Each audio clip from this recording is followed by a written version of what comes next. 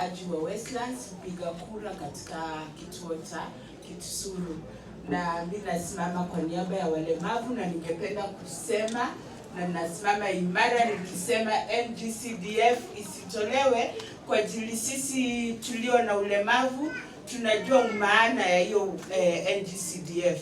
Hakuna ofisi ambayo inaweza katukubali ama imeweza kutusaidia kama vile NGCDF.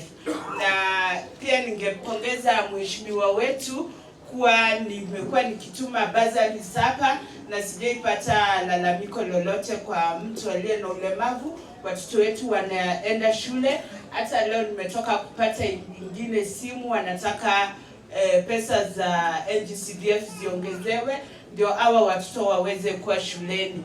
Na pia naweza pongeza kuwa vile unatusaidia watoto waende shule, watu walio na ulemavu.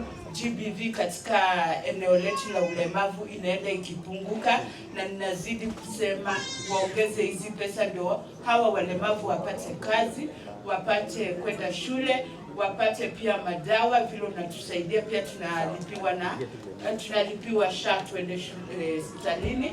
Na pia ningependa kuongelea kuhusu GAF inatusaidia sana.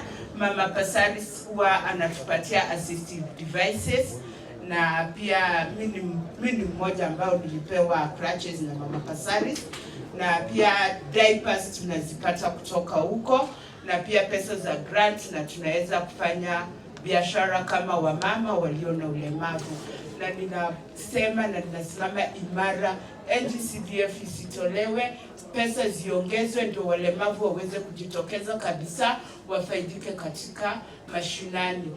Kwa ajili hawa walemavu hawezi panda gari kwenda kwa maofisi. Ukienda kwa ofisi unasumbuliwa, but tukikuja hapa inakuwa rahisi na utaweza kuhudumiwa. Asante. Katika jina la Yesu. Amjamboni.